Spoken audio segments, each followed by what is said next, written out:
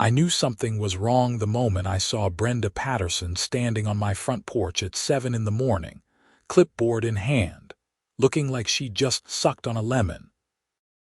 The president of the Meadowbrook Hills Homeowners Association had that particular expression she reserved for when she was about to make someone's day miserable. And apparently, today was my turn. "Kevin Anderson," she announced, as if I didn't know my own name. "We need to discuss a very serious matter regarding your flagrant violation of HOA regulations." I wrapped my bathrobe tighter against the cold February air. Snow had been falling steadily for 3 days straight, blanketing our little town of Prescott Valley, Arizona, with nearly 2 feet of the white stuff. Yeah, Arizona. People always forget we get snow up in the high country, and when we do, it comes down hard. "Morning, Brenda," I said, keeping my voice neutral. "What can I do for you?" She thrust the clipboard at me, pointing to a document covered in highlighter marks. Section 7, Paragraph 3 of the HOA bylaws clearly states that all residents must maintain clear walkways and driveways within 24 hours of snowfall. Your driveway has not been properly cleared. I glanced behind me at my perfectly cleared driveway. "Brenda, I plowed that yesterday afternoon. There's a half-inch of fresh snow on it now," she snapped. "That's a violation. Furthermore, you've been parking your commercial vehicles on the street, which violates Section 12, Paragraph 9. The commercial vehicles she was referring to were my 3 snowplows, currently parked along the curb because my driveway could only fit 2. I owned Anderson Snow Removal, the only snow plowing service in Prescott Valley and the surrounding 20-mile radius. This was our busiest season, and I'd been working 18-hour days trying to keep up with demand. Brenda, those trucks are there because I've been plowing nonstop since the storm started, including the HOA's parking lot, if you remember correctly." Her face pinched even tighter. "That's another matter we need to discuss.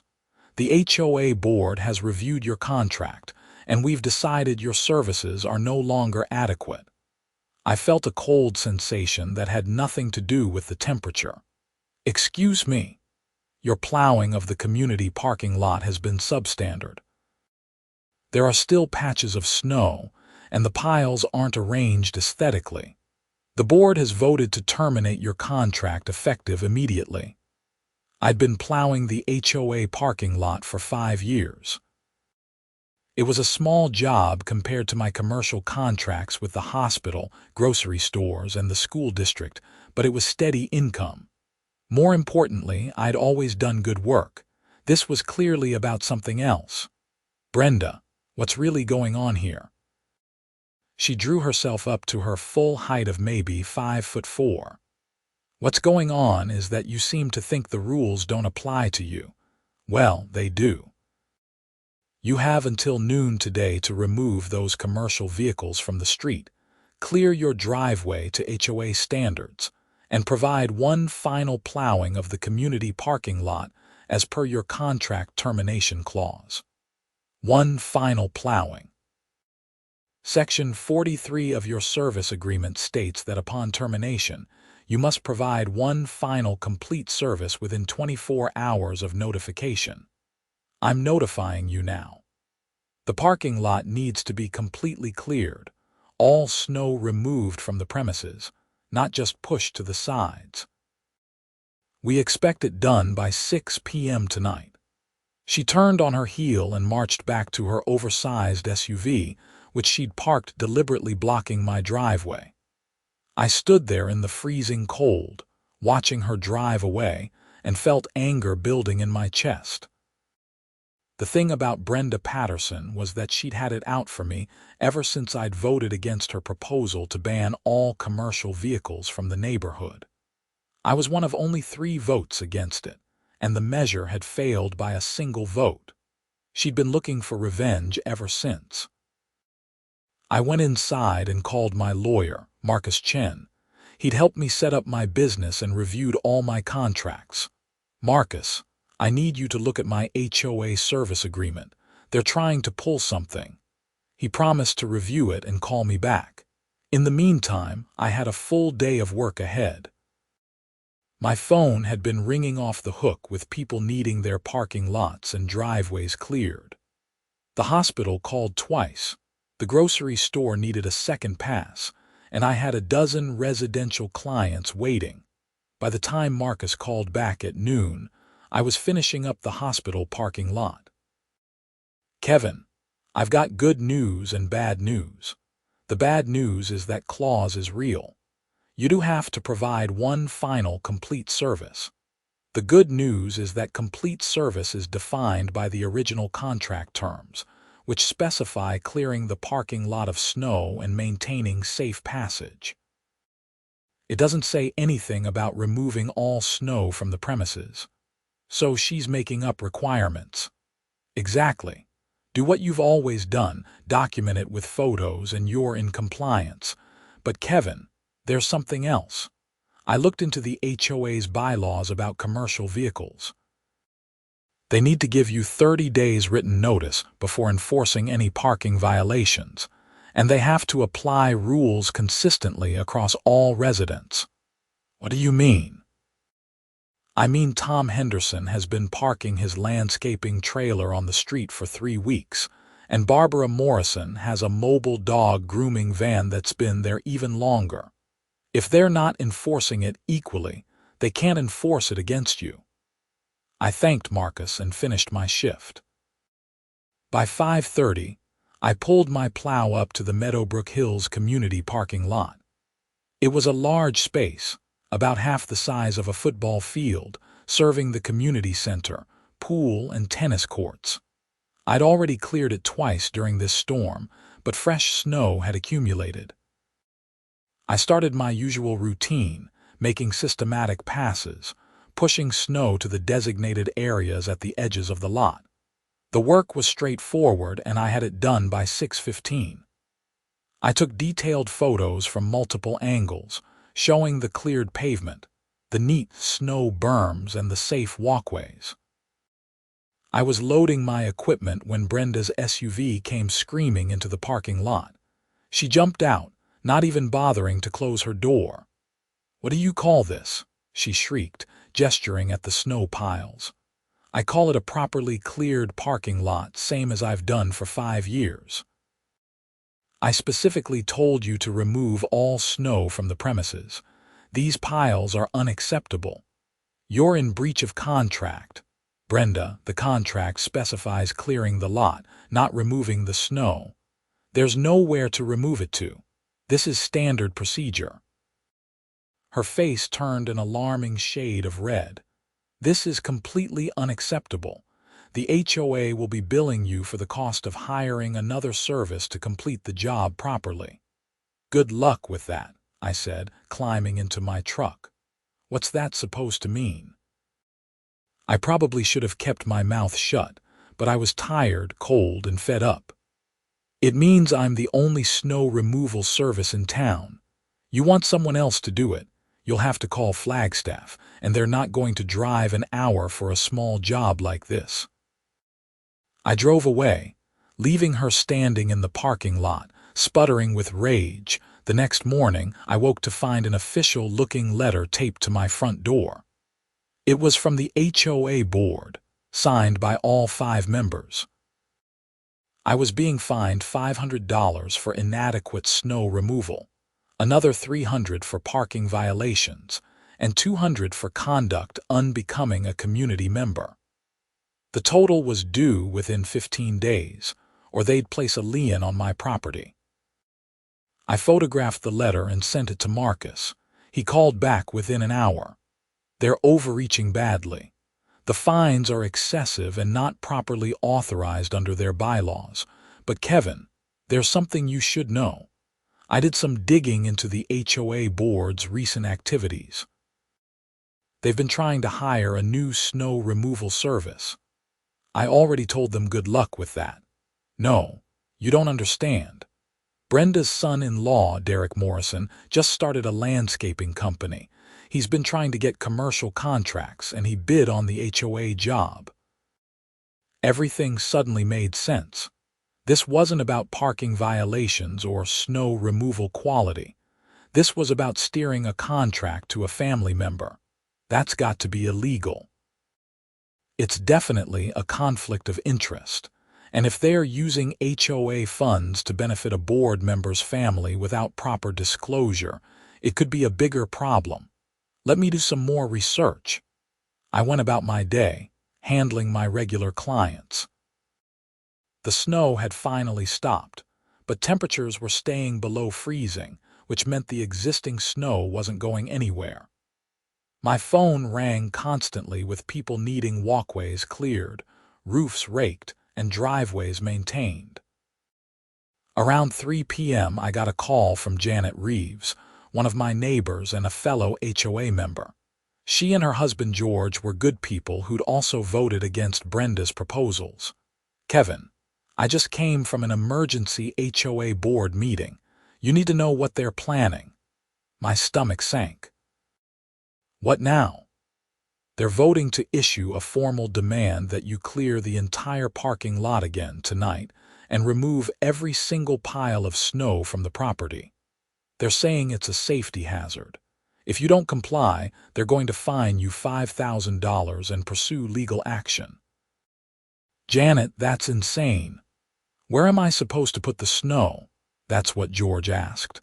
"Brenda said it's your problem to figure out. Kevin, I think she's trying to set you up to fail." Derek Morrison was at the meeting. He told the board he could handle the job properly. "Did anyone mention that he's Brenda's son-in-law?" George did. Brenda claimed it wasn't relevant because Derek's bid was the most qualified. Except, Derek has never plowed snow in his life. His company does landscaping. I thanked Janet and immediately called Marcus again.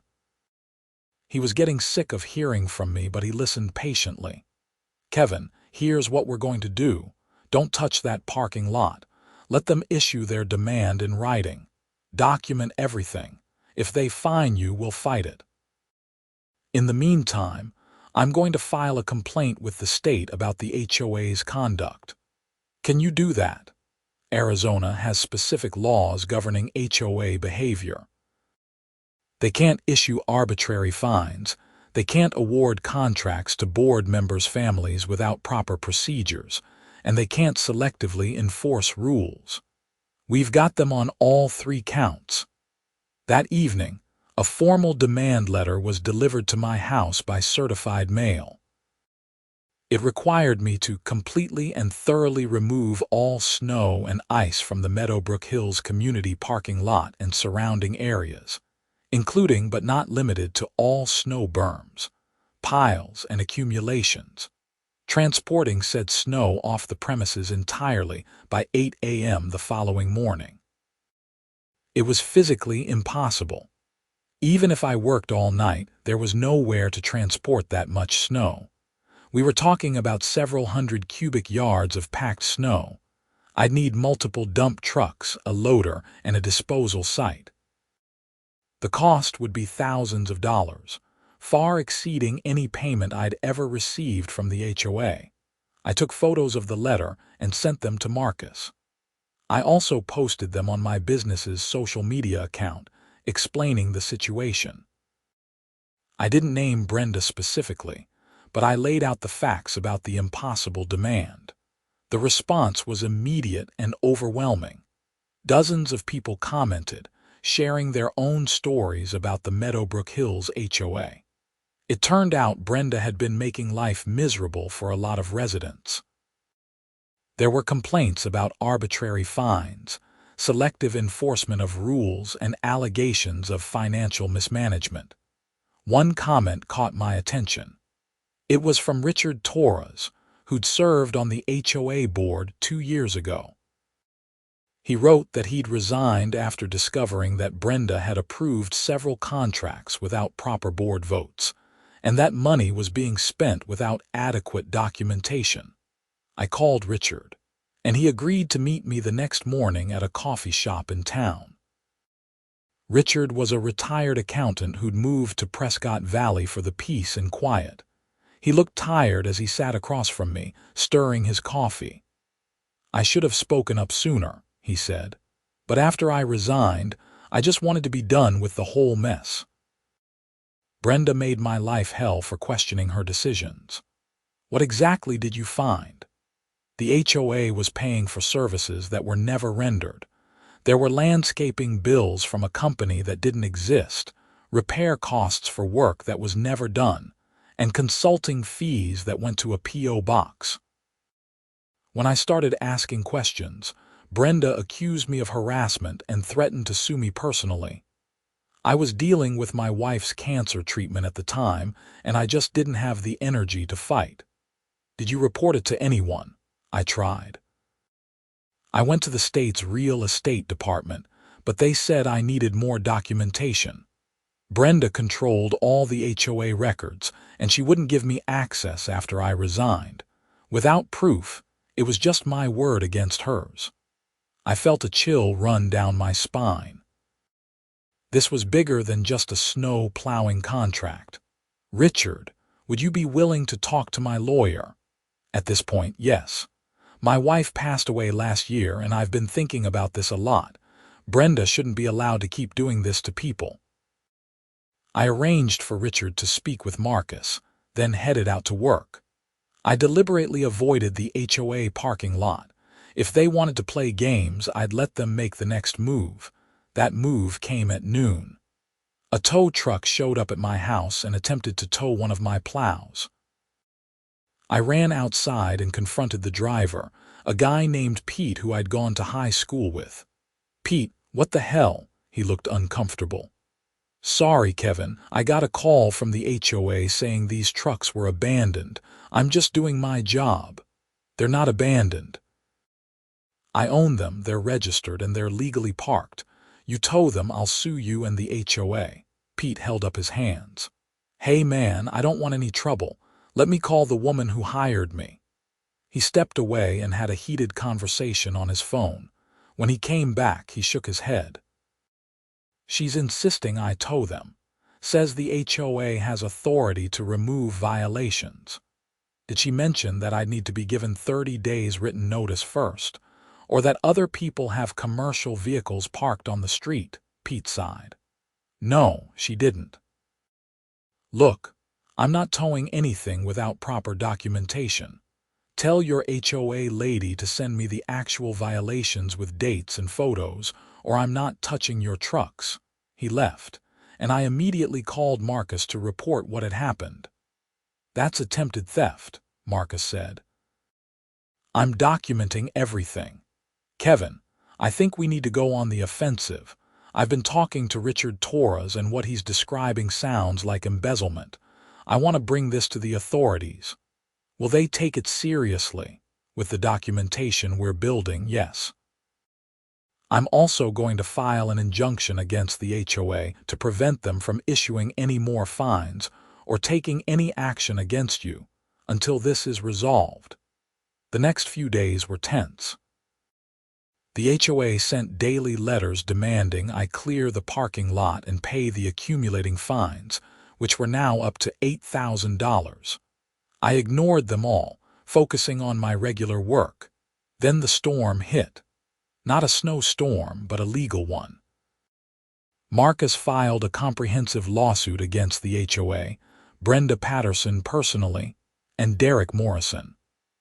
We alleged breach of contract, selective enforcement, conflict of interest, harassment, and requested a full audit of the HOA's finances. We also filed a complaint with the Arizona Department of Real Estate. The local newspaper picked up the story.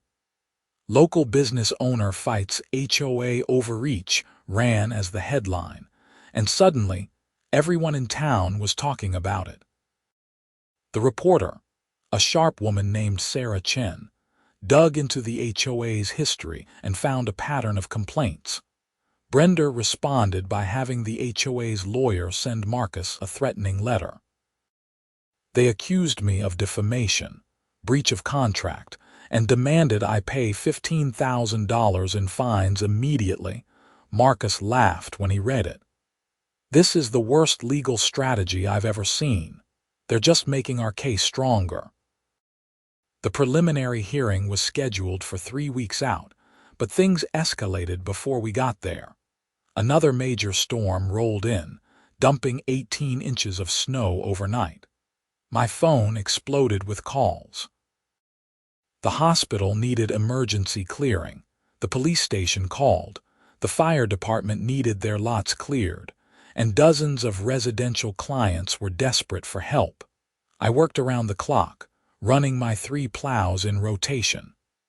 My 2 employees, Jake and Miguel, were equally swamped. We were making good money, but we were exhausted. The HOA parking lot, predictably, was buried. I drove past it on my way to other jobs and saw cars stuck, people trying to shovel their way out, and general chaos. My phone rang with several residents asking if I could help.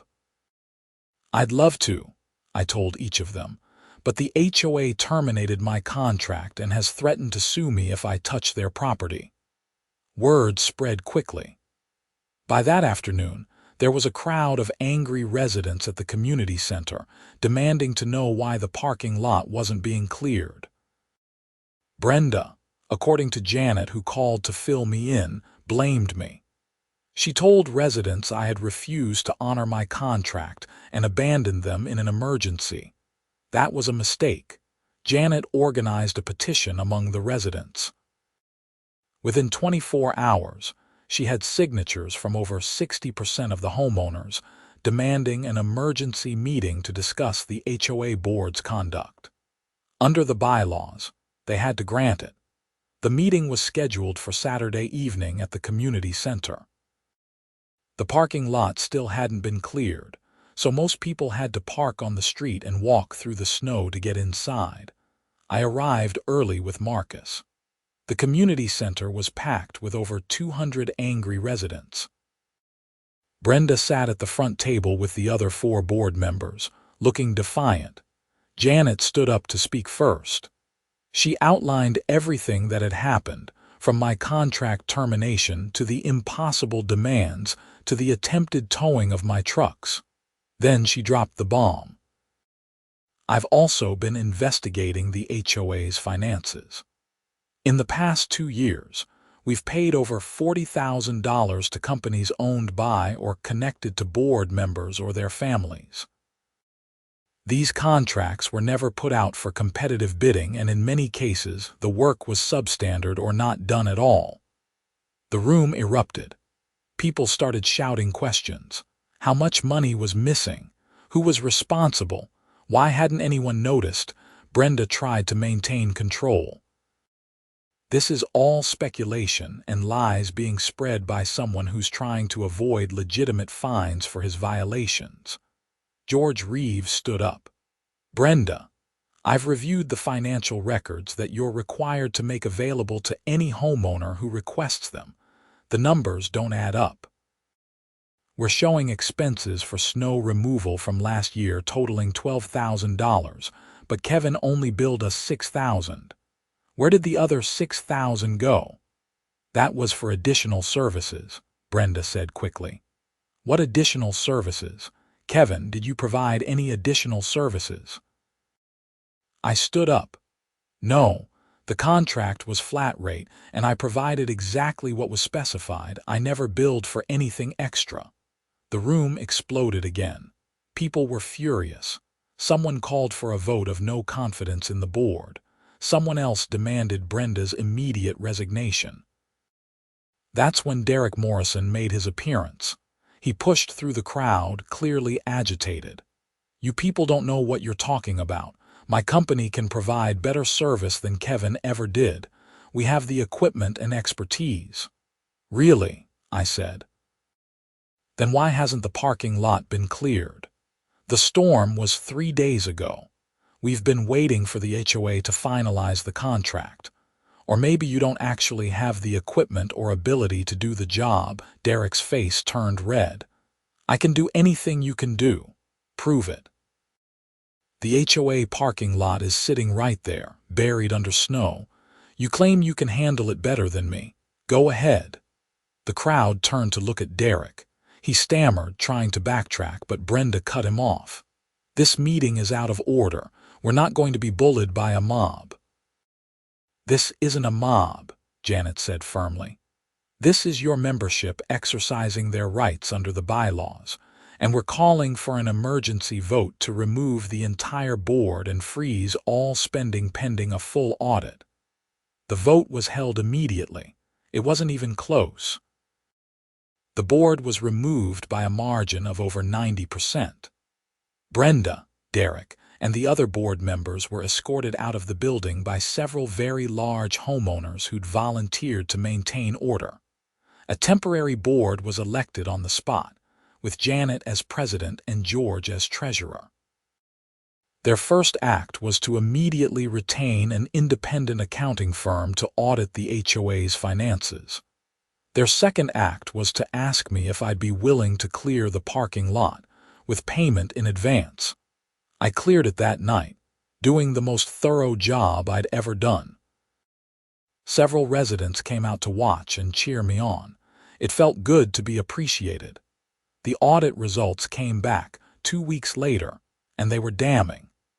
The HOA had been systematically overcharged for services for years. Money had been diverted to companies owned by Brenda's family members. Expenses had been fabricated. In total, over $70,000 was unaccounted for. Marcus took the audit results to the Yavapai County Sheriff's Office. They opened a criminal investigation. The detective assigned to the case, a no-nonsense woman named Detective Sarah Morrison, no relation to Derek, took the investigation seriously.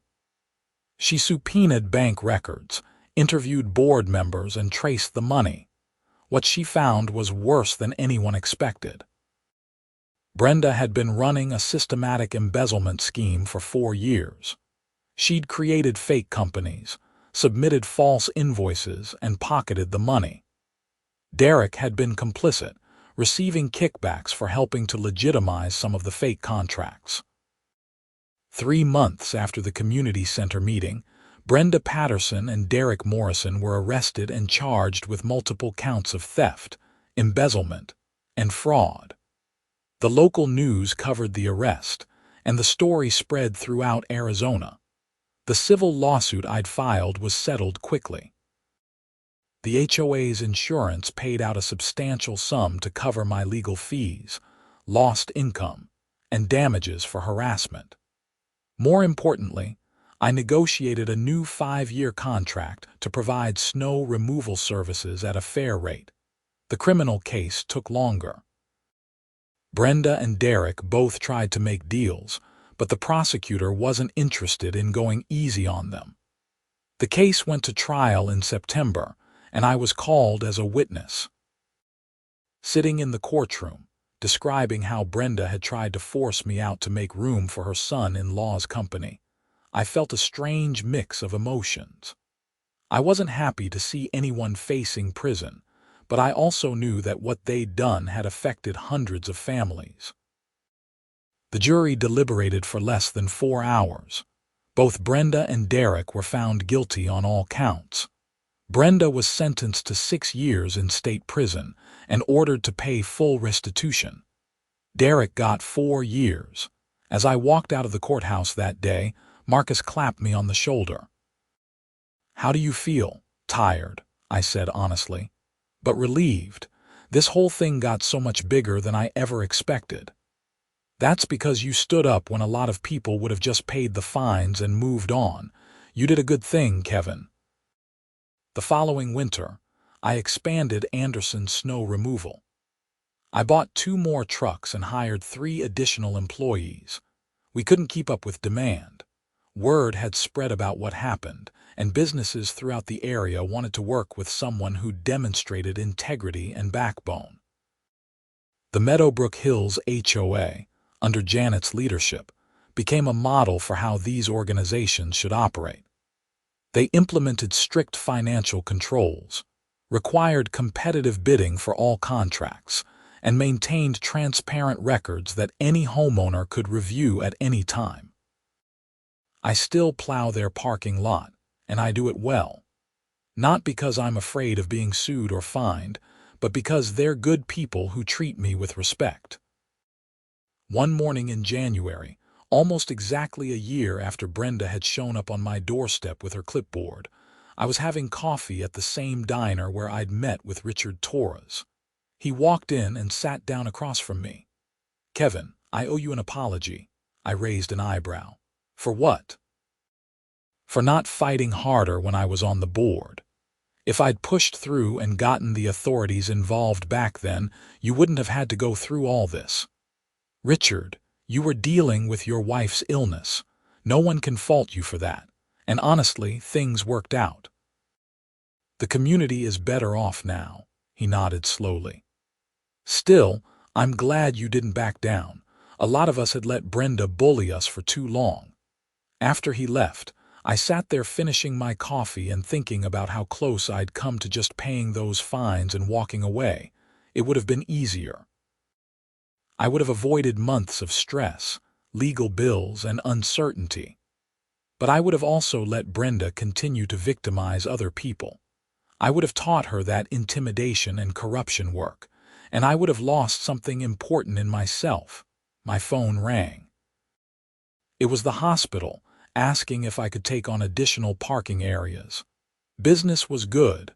I paid for my coffee and headed out into the cold morning. Fresh snow was falling, light and steady. It would need to be cleared by afternoon. I climbed into my truck, started the engine, and felt that familiar satisfaction that comes from doing work you're good at. The plow blade scraped against the asphalt as I lowered it, and I headed out to my first job of the day. The Meadowbrook Hills parking lot could wait until later. They weren't in any rush, and they knew I'd take care of it properly when I got there. That's what happens when you treat people right. They trust you to do the same in return. As I drove through town, I passed the community center and saw the parking lot already starting to accumulate snow. A few cars were parked there, residents going about their morning routines. The lot would need clearing by evening, and I'd make sure it was done right. I thought about everything that had happened over the past year. The confrontations, the legal battles, the stress of standing up against people who thought they could use their authority to push others around. It had been exhausting and expensive and frustrating. It had also been worth it. My phone buzzed with a text from Janet. The HOA board wanted to know if I could handle some additional properties they managed in neighboring developments. My reputation had spread, and people wanted to work with someone they could trust. I texted back that I'd send over a proposal and kept driving. The snow was coming down harder now, which meant a long day ahead, but that was fine. I'd built this business from nothing, starting with a single used plow and a lot of determination. Now I had a fleet of vehicles, a team of good employees, and more work than I could handle. The legal settlement money had helped. I'd used it to purchase new equipment and expand operations. But more valuable than the money was the credibility I'd gained. People knew I wouldn't be pushed around, that I stood by my word, and that I did quality work. Those things mattered more than any contract. I pulled into the hospital parking lot and started making my first pass. The work was methodical and satisfying. Push the snow, make the turn, line up for the next pass. Over and over until the job was done right. That's really what the whole fight with Brenda had been about. Doing the job right.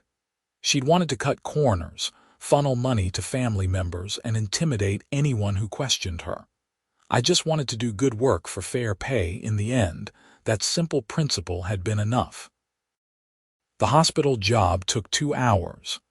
Then I moved on to the grocery store, then the school district offices, then a medical plaza that had signed on as a new client. By late afternoon, I'd cleared a dozen locations and my back was aching. Miguel called to say he'd finished the commercial plaza on the east side of town and was heading to handle some residential driveways. Jake was working the north end of our service area. Between the three of us, we'd have everything handled by evening. I saved the Meadowbrook Hills parking lot for last. When I arrived around 5 p.m., several residents were waiting. Not because they were checking up on me, but because they wanted to say hello. George walked over as I was setting up. "Kevin, great job on the Martinez property last week." They were really impressed. "Thanks, George. How's everything going with the HOA?" "Smooth. Janet's been fantastic. We've actually got money in reserves now that we're not bleeding cash to fake companies. We're planning some real improvements to the community center this spring." "That's great to hear." I spent the next hour carefully clearing the parking lot, making sure every section was properly handled. When I finished, I took a moment to look at my work. Clean pavement, neat snow berms, safe walkways, professional quality. The same quality I'd been providing all along. Janet came out as I was wrapping up. "Kevin, the board wants to thank you again, not just for the snow removal but for everything you did. You could have just walked away and let us deal with Brenda's mess. I couldn't do that. This is my community too." "Well, we appreciate it, and we want you to know that your contract is secure for as long as you want it. No games, no surprises. That was all I'd ever wanted, fair treatment and honest dealings." I drove home that evening feeling good about the day's work. The snow was still falling lightly, which meant I'd be back out tomorrow doing it all again. But that was the nature of the business. You dealt with conditions as they came and did your best to stay ahead of them. My house was warm when I walked in. I made dinner, checked my schedule for the next day, and returned some calls from potential clients. Business was booming. Later that night, I was scrolling through social media when I saw a news article about Brenda. She'd been denied early release from prison. The article mentioned that she'd shown no remorse for her crimes and had continued to blame others for her situation. Some people never learn. I closed the app and went to bed. Tomorrow would bring more snow, more work, and more opportunities. I'd built something real with my business, something based on integrity and hard work. No one could take that away from me. The alarm went off at 5 a.m. I groaned, rolled out of bed, and got ready for another day. The snow had continued through the night, and my phone was already showing a dozen messages from clients. I grabbed coffee, loaded up my truck, and headed out into the pre-dawn darkness. The streets were quiet, covered in a fresh blanket of white. My plow blade hit the pavement with that familiar scrape, and I started clearing my first job of the day. This was what I did. This was who I was. Not someone who backed down from bullies or compromised his principles for an easy life. I was someone who showed up, did the work, and stood by his word. Brenda had tried to use her position to intimidate me into submission. She thought that because she had a title and a clipboard and the backing of the HOA board, she could push me around. She'd been wrong. The irony was that if she'd just treated me fairly from the beginning, none of this would have happened. I would have happily continued plowing the HOA parking lot for a modest fee, and her embezzlement scheme might have continued undetected for years. But she'd gotten greedy and vindictive. She'd targeted me specifically because I'd opposed her proposals and refused to be intimidated. That decision had ultimately led to her arrest, conviction, and imprisonment. I didn't take any pleasure in her downfall, but I didn't feel guilty about it either. She'd made her choices and she was facing the consequences. As for me, I was living my life the way I always had. Working hard, treating people fairly, and standing up for what was right. It wasn't always easy, and it sometimes came with a cost, but it was the only way I knew how to be. The sun was coming up as I finished my third job of the morning. The sky was clearing, which meant the snow would probably stop by afternoon. That was fine. We'd had enough to keep me busy for a while, and the break would give me time to catch up on equipment maintenance. My phone rang. It was a property management company from Flagstaff, asking if I'd be interested in expanding my service area to cover some of their locations. Word of mouth was powerful, and my reputation had spread beyond Prescott Valley. I told them I'd think about it and get back to them. Expansion meant more equipment, more employees, more complexity. But it also meant more opportunities and a stronger business. I'd learned something important over the past year. Standing up for yourself didn't just benefit you. It sent a message to others that they could do the same. It created a standard that people could rally around. Since Brenda's arrest, several other HOAs in the area had reformed their practices. People were paying more attention to how their associations were run, demanding transparency and holding board members accountable. My fight had sparked something bigger than just my individual situation. That felt good. Really good. I spent the rest of the day working my route, clearing lot after lot, driveway after driveway. The work was physical and demanding, but it was honest. You could see the results immediately. Snow covered, snow cleared. Problem identified, problem solved. If only everything in life were that straightforward. By evening I was exhausted but satisfied. Every client on my list had been handled. Every parking lot was clear. Every driveway was accessible. I'd done my job, and I'd done it well. I drove home through town, passing the Meadowbrook Hills Community Center one more time. The parking lot I'd cleared that afternoon was pristine, already filling up with cars as residents came home from work. No one was complaining.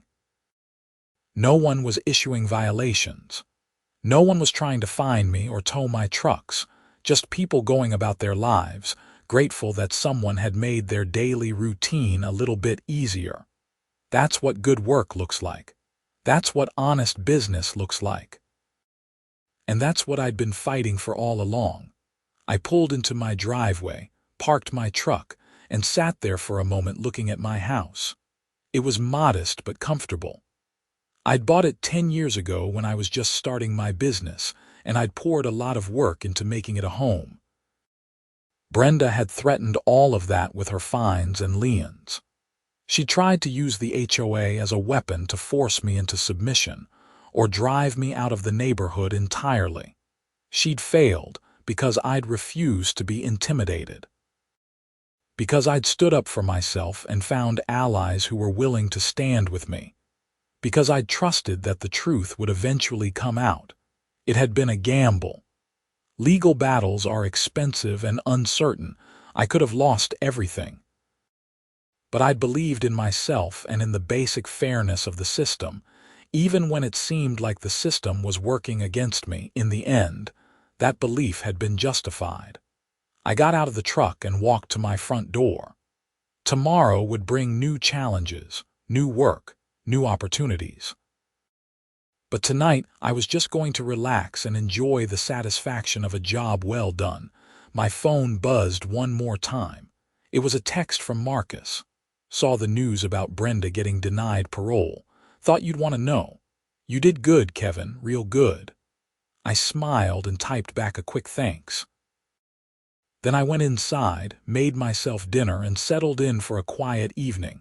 The snow outside continued to fall, light and peaceful. My trucks were parked in the driveway and along the street, ready for tomorrow's work. My business was thriving. My reputation was solid. My conscience was clear. I'd fought the good fight, and I'd won. Not because I was smarter or tougher or more connected than Brenda, but because I'd been honest, principled, and willing to stand up for what was right even when it would have been easier to back down. That's a lesson worth remembering. As I sat there in my living room, warm and comfortable, I thought about all the people who'd helped along the way. Marcus with his legal expertise, Richard with his inside knowledge, Janet and George with their courage to organize the community. The dozens of residents who'd signed petitions and shown up to meetings and demanded accountability. None of us could have done it alone. But together, we'd been strong enough to overcome corruption and intimidation. That's the real story here. Not that I'd beaten the HOA, but that a community had come together to demand better from those in power. I'd just been the catalyst. The person who refused to accept the situation as it was and pushed for something better. Anyone could have done that, but not everyone would have. I had, and that made all the difference. The next morning, I woke up to clear skies and cold temperatures. The storm system had moved through, leaving behind nearly 2 feet of accumulated snow. My schedule was packed with maintenance jobs, keeping lots and driveways clear as people tried to dig out. It was going to be another long day, but I was ready for it. I loaded up my truck, checked my equipment, and headed out. The sun was just coming up, painting the snow-covered landscape in shades of pink and gold. It was beautiful in a harsh, demanding way, just like this business, just like this life. I'd learned that beauty and difficulty often come together. That the things worth having are usually the things you have to fight for. That standing up for yourself isn't easy, but it's necessary. Brenda had taught me that lesson, though not in the way she'd intended. By trying to push me down, she'd forced me to stand up stronger. By trying to take away my business, she'd made me fight to build it bigger. By trying to silence me, she'd given me a voice that carried further than I'd ever imagined. For that, in a strange way, I was almost grateful. Almost. I pulled into my first job of the day and lowered my plow blade. The scrape of metal on asphalt was like music. The satisfaction of clearing a path through the snow was immediate and real. This was my work. This was my life. This was what I'd fought to protect, and I'd succeeded. The story could have ended differently. Brenda could have won. I could have been forced to pay unjust fines, lost my contract, maybe even lost my business. The embezzlement could have gone undetected.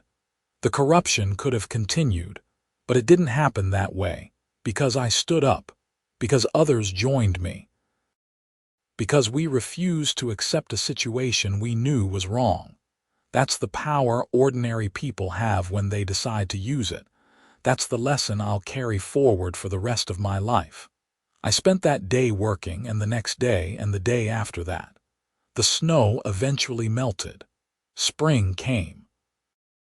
My business continued to grow. Life went on, but I never forgot what happened that winter. How close I came to being crushed by someone who thought their position gave them unlimited power. How important it is to stand up for yourself even when it's hard. How valuable it is to have allies who'll stand with you. Those lessons shaped everything that came after. When other small business owners faced similar situations, I shared my story and offered advice. When HOAs in other communities started showing signs of corruption, residents reached out to me for guidance. When people needed an example of how to fight back against institutional bullying, my case became a reference point. I never sought that role. I just wanted to plow snow and run my business in peace. But sometimes life gives you a platform whether you want it or not. And when it does, you have a choice about what to do with it. I chose to use mine to help others, to share what I'd learned, to encourage people to stand up for themselves. Because that's what this whole experience taught me. One person can make a difference. One person standing up can inspire others. One person refusing to back down can change an entire community. I was that person, almost by accident, but I'm glad I was. And I hope that someone else facing their own Brenda Patterson will read this story and find the courage to stand up too. Because that's how things change. That's how corruption gets exposed. That's how communities get better. One person at a time, refusing to accept what's wrong, demanding what's right and fighting for it until they win. That's my story. That's what happened when the HOA demanded I clear their entire parking lot and didn't know I owned the only plow service in town. They tried to use that need as leverage against me.